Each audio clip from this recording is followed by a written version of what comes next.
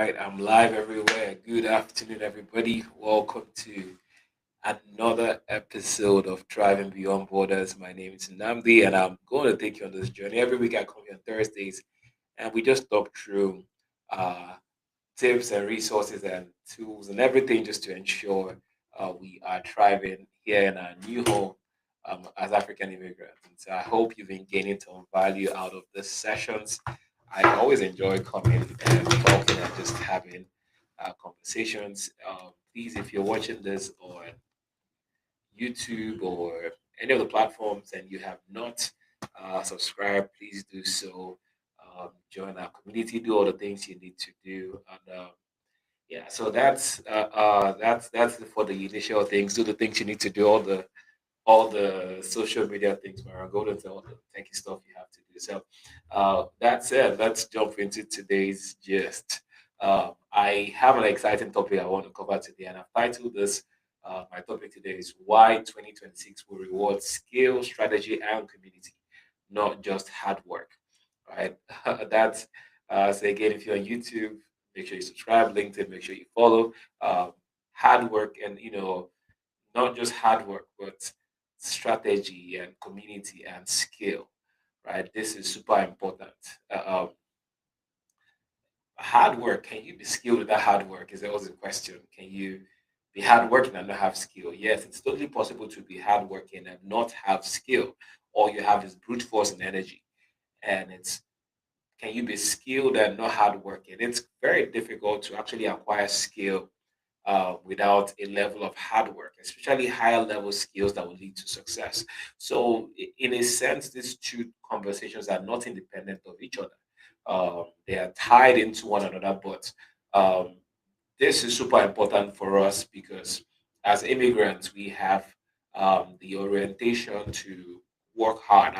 Our natural orientation is work hard, give your best, put efforts. Especially when we come to this country, we are very effort oriented.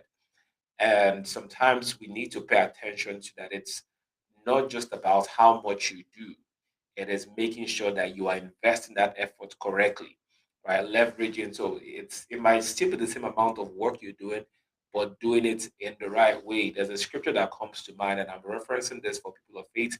And if you're not a person of faith, it's still going to be applicable. The Bible says talks about is uh, um, the labor of the foolish wearieth them all because they do not know how to get to the city.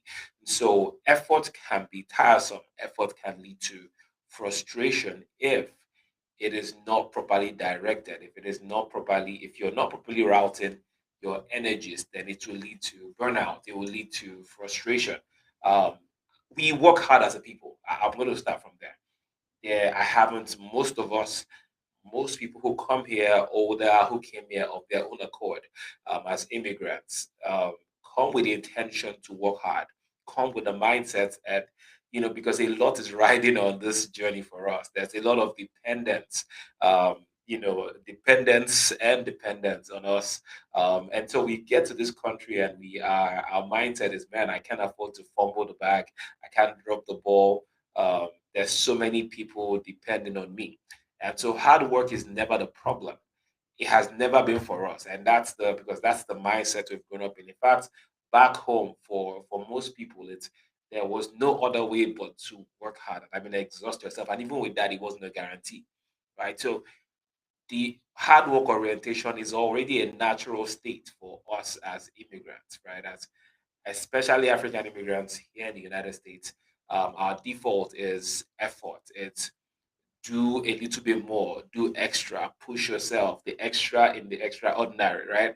Do the little extra to become extraordinary. That's all of those things have been imbibed. We've imbibed all of that. We've injected all of that into our system. It's the norm for us, right? So hard work is in our nature.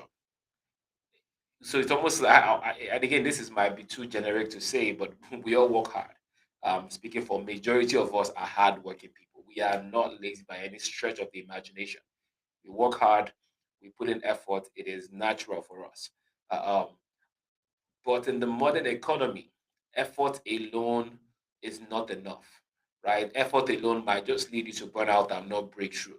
Okay, it might just the end of that might just be burning out and not accomplishing. And I know you know somebody right now. Take a minute to think about people that you know who are hardworking, terrific at their job, know exactly, like they work hard, they show up every day, they give 110%, right? They do the thing, but they never became or attain the level of success you feel like they deserve. You know a person like that, you know a couple of people, family members like that who have worked hard, but all it led to was burnout, tiredness, exhaustion, and really not a commensurate level of success or accomplishment, right? So working hard in today's economy without and where the effort is just do more and do extra and push yourself, just effort without any form of strategy, it's going to lead to burnout and not the desired success you want. uh, and so that's the state. So the problem is hard work is the cost of entry. Now it is a requirement. Laziness is not an option, right? uh, um, being somebody who does not show up, do the work, um, not putting efforts, you're out of the game completely. So hard work is not the problem. It is the cost of it's the starting point, right? That's the foundation on the journey to, especially as we're looking into the new years, we are beginning to look at how do we elevate and attain a level of success in 2026. Uh, the first step we are looking at, yes, hard work, that's the point of entry. But if you rely on effort alone, you'll be outpaced by those who leverage direction, who apply leverage, who apply direction, who apply strategy. You'll be outpaced by people who are doing a little less than you're doing, but commanding more results. They will command more results because of their approach, right? So it's super important. Hard work is a cost of entry, but effort cannot be the only thing. Like I'm just going to do more. Like this is that time of year where we're taking stock. We're looking at how the year went. Your next step cannot just be if I did a little bit more, if I just push myself a little harder. That again, that's required. I'm not playing that down.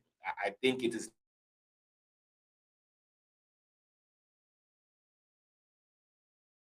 strategy behind that, right? It's people who apply leverage, who have clarity in, okay, what am I putting more effort towards? If you can't answer that question, then that's where to start from. It is not doing more of the same that will get you a better outcome. Okay, it is figuring out what do I need to do better. Sometimes what do I need to stop doing? What do I need to do less of? Leverage, taking what you have to that can bring you even greater results. That's the goal.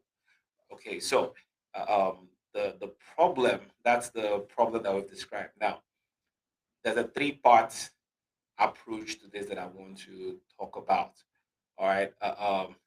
Again, success is 2026 is going to be built on a three-pillar foundation. One is skill, two is strategy, and three community. Okay, so skill, strategy, and community. So skill talks about depth. Okay, you have to be good at something. It's super important. You can't just be when we again it takes hard work to acquire skill. So effort again, that's why it's the foundation. If you're going to acquire skill, then you need to this you have to invest time and energy and effort to become really excellent. Not just know something, but become really excellent at something. That's where you go from just knowledge to mastery. Become a master at something, at one thing, at two things. Like we talk about jack of all trade and master of none. Um, it's lean into one area and then build depth. That's becoming skilled. Okay, and so skill is the first one. Next is strategy, applying that in a particular direction. Okay, taking that skill and then implementing it towards a particular direction, and then community is your leverage, right?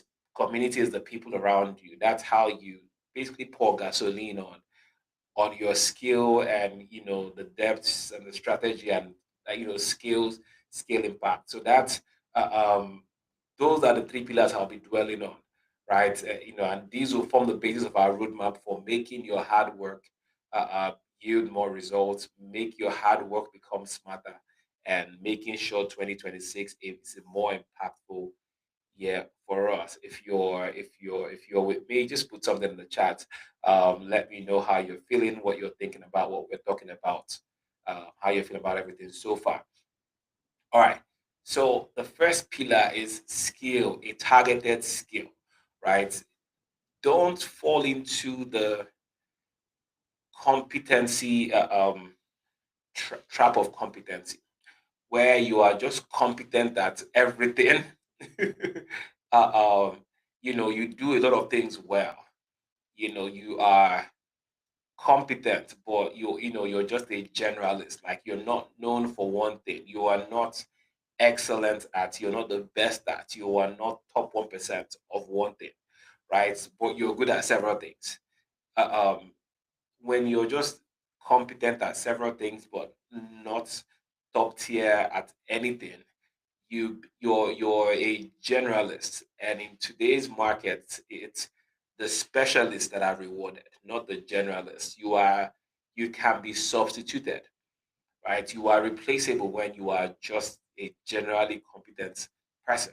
Okay, that's why I was talking about taking skill beyond just knowing how to do something, and then becoming, going for mastery, becoming so good at it that you are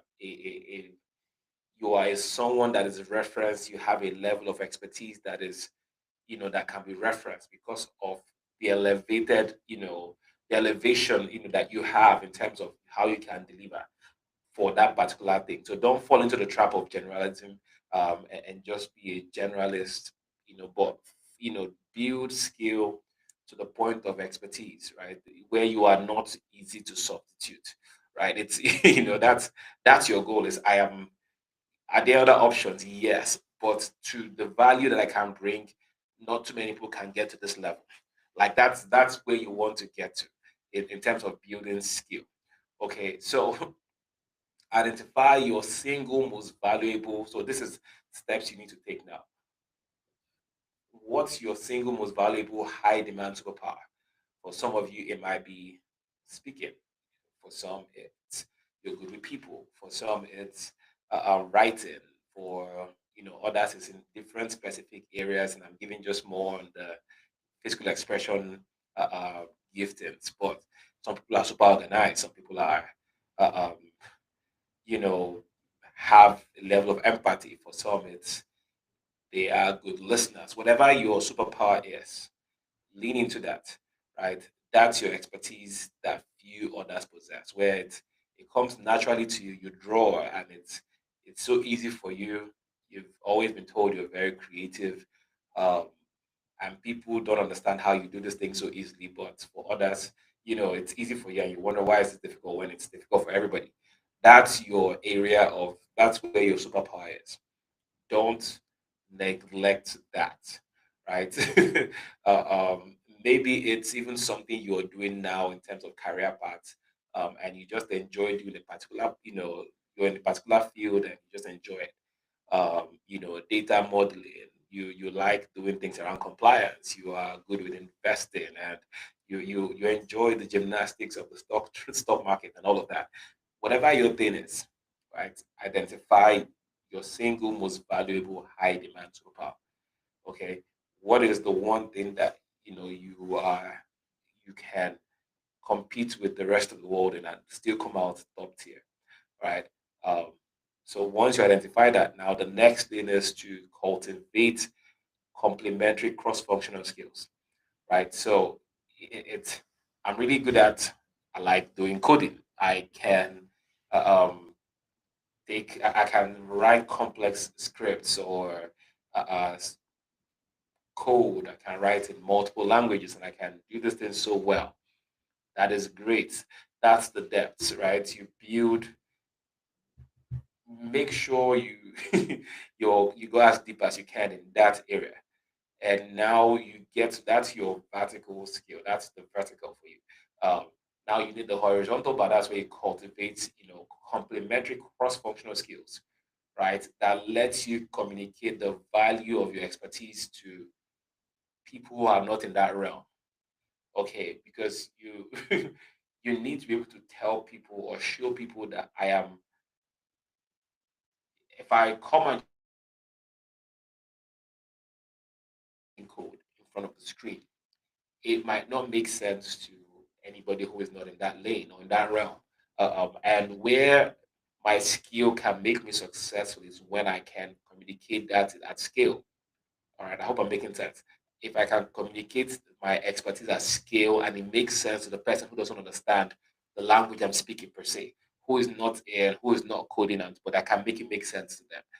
And so that might be an area of work. So these are your complementary cross-functional skills that help you project and sell the thing you're good at.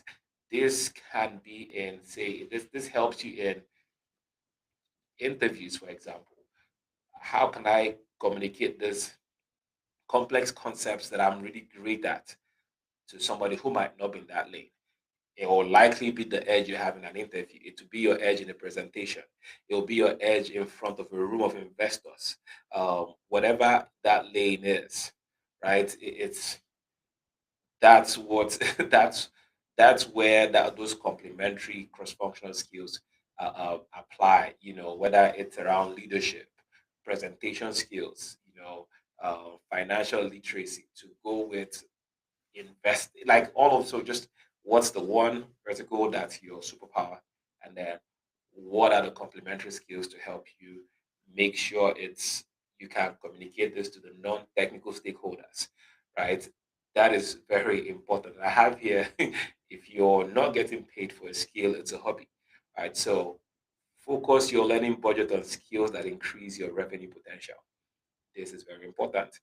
um, you can leverage the free tiers, all right, of offering your skill to expose that to more people and get more people into your circle. But there has to be a way where your skill begins to translate to revenue. And that's something you have to think about. Okay, how does this translate to income? How does this help me feed my family and pay my bills? How can I take this one thing I'm legendary at and translate that into income? So that's something you have to take time and figure out as you navigate this, realm that we're talking about around becoming a specialist and not a generalist. It'll probably require a level of investment from your end. It will likely require investment in resources, time, money, sitting under people, mentorship, all of that. So if you're going to invest to become the best at something or to become, top tier at something, um, then make sure you also see how that skill pays you, whether it's in form of you selling the skill for as a service, whether you're getting paid, that employment as an employee, as an employee under someone, or whatever it is. But there has to be a lane. We're talking about winning in 2026, right? And not just being a product of more effort, but strategic application or strategic positioning and leverage. So you have to see where is the revenue from this going to come. All right. So we've talked about skill. Let's move on to strategy and community. Strategy talks about the direction, directing your efforts. How? So it's the art of leverage. It's designing systems that multiply your effort and results. That's strategy. So I just talked about how do I take what I have, my area of mastery, and then turn that to revenue. Okay, so it's there's this thing, and I need us to really start thinking about it again. Look for opportunities to productize your knowledge. Okay, we live in the era that we live in. You have to play in the system that we exist in today. Okay, it's trading time for money is it's important, right? If you have, it's always good to have stable income. It's always good to have. So I'm not a, I still have a full-time job. Okay, and so it's important for stability. If you have family, if you have obligations, then if you don't have, if you've not built up just enough of a safety net, you can't just up and quit. It is not wise. There has to be some strategy behind that as well. right? So there's a lot of people on social media shouting, leave your job, quit your job, fire your boss. All of those things sound sexy on social media until, uh, sometimes what you're building takes time to mature. Uh, but look for opportunities now that you're very proficient and skilled at something. If you have your 9 to 5, someone talks about, well, what of your 5 to 9, right? What's happening after you clock out of work? How do you productize your expertise? Whether it's creating templates or guides or courses, we are in the knowledge economy today, right? If you're really good at something, find who wants that thing and build a product for them. Simplify it for somebody who wants quick results and create those results for them and let them pay for it. Okay, so that's how you can, again, we're talking about strategy here. Uh, um, make sure there is a way where that expertise is productized. Um, you know, and let's start looking at building efficiency, automate your routine tasks, right? Um, AI, Zapier, Pably, so many other tools take off the non-essential work off your plate, right? Get more time back. Time is the one asset. That's one game changer. Okay, so your goal is to again productize your knowledge, make sure that your expertise begins to pay you somehow. Um, begin to focus on strategic versus hard work, right? Begin, let's start moving away from that. You are hardworking, but there has to be strategy behind it. Okay, so the hard worker will put in all these hours perfecting the presentation, trying to do it perfectly. The strategic worker spends 2 hours, building a template, right? And then that will save him time for every presentation going forward. That way, you're not repeating effort. Okay, so it's not about just doing the thing once, it's about building strategy to be efficient. Um, especially for things that are repeatable that you're going to do time and time again, always have that. Spend some extra time thinking about how to improve this process for yourself, especially if it's something that's going to be done over and over again.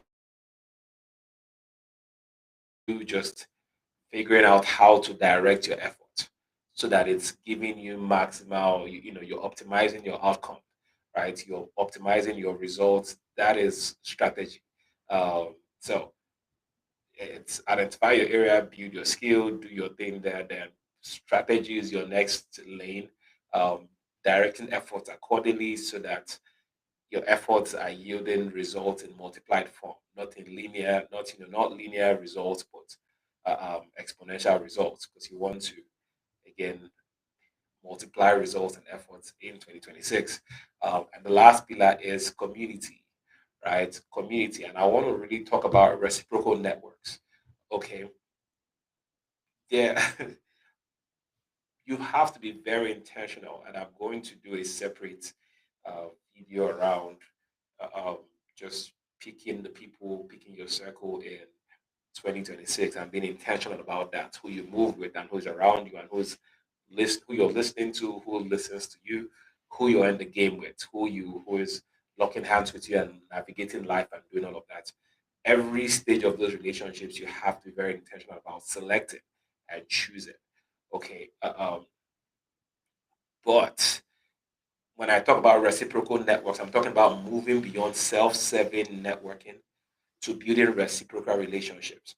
A lot of the time, people go into look to make connections for what benefits them and not what they will give, right? We're not looking to give, we're looking to receive. And so we walk into these rooms and we're trying to figure out who is the person that can help me that I need to shake hands with, that I need to get their contact information for. And that's important to do, right? You want to connect with people that can better your life, people who strategically on your business have, provide opportunity, but you also need to look for where you can add value as well. Okay, your community acts as your early warning system. Okay, they become your source of opportunities and your trusted support system. Early warning is they see first before you might not see, they call out and tell you, hey, this might not be the best route, and because of relationship, they might be able to tell you things um, more truthfully and more honestly. Okay. Source of opportunities, I can tell you categorically, from being just myself, being very immersed in community over the last decade and a half, living in the US and even before, every venture that I have gotten involved with, whether businesses that I have started or opportunities I've explored, have directly been a product of the community I am immersed in, whether it's even up to career path, choice of college degrees, those all those things. It's so important. Um, so it's they're your warning system. They are your source of opportunity. They are the ones who recommend, like, hey, we know somebody who does this. We know someone who is really good at this. You should talk to them. Every week, I get a call from somebody who tells me, well, somebody from this place said, hey, I should talk to you, or I should give you a call. Uh, um, and they become your trusted support system. That is where you look first when you're looking for partners. That will be where you look first when you're looking for support, when you're looking for capital, when you're looking for resources. That's your support system. When you're down and you just need people to stand with you, that's your people. So you need to be immersed in reciprocal, networks that is you're pouring in and they're pouring into you, right? If you're there and all you do is give and there's no reciprocal, you're not receiving, that's not good. If you're there, you're just receiving and you're not giving, that's also not healthy. It has to be reciprocal. Okay. So the action item for you is commit to being a giver first, right? In your space, in your realm, commit to being a value adding person that giving, that lifting others up. Reach out to 3 people this month before this year is over and offer genuine help, right? With your expertise, with your skill, with something that you do well, your superpower area. Whether it's just advice, somebody who is trying to navigate an area and you know how to help them, you have tips that they can help them, go ahead and offer those, right? Reach out and help first, offer insights, make introductions without asking for anything in return. Okay, do meaningful, give back first, give first before looking to receive. And what will happen is you're going to begin to build a strong community. Okay, now because you already sowed that seed of giving opportunities to other people, opportunities and solutions will begin to find you because those people become your referral, they become your testimonials, they become the people who speak about you, they become your ambassadors. Reminded of a story in the Bible of Joseph, who his superpower was he could interpret dreams. Right? He always had his dreams and he had the gift of dreaming and interpreting the dreams. And when he got in trouble for things he did not do in the prison, he continued doing what he was doing. He saw a couple of people who used to serve in the palace, in different leadership roles, and they had dreams and they were bothered. And he came again, gave value within the community that he was. Yes, he was in prison, but he wasn't looking to receive, he was looking to give. And he interpreted their dreams for them. Unfortunately, for one, it was a tragic ending, and for the other one, everything Joseph had predicted came to pass. And what happened was when the transformation from for Joseph became the person who made the introduction to the king for him that changed his life was the person who he had interpreted his dream in the prison. I told that story at a very, very, very high level. If you are not familiar with it, you definitely have to go look it up. You know, where I'm going is the biggest opportunities might just be a product of the person who you help to them and who might not have anything to give you back. All those guys were in jail together. They didn't have anything to offer. They did not have anything to give to the man. But he went ahead and gave them a service that they might never have the chance to pay him back for. And what happened was at the time when he was needed, they remembered that there was a guy who helped me, who gave me an interpretation, and I know he's really good at this. They were able to speak on his ability, they were able to speak on his level of expertise. They were able to speak on his credibility before the king, and the king said, "Hey, bring me this guy," and that became the platform for his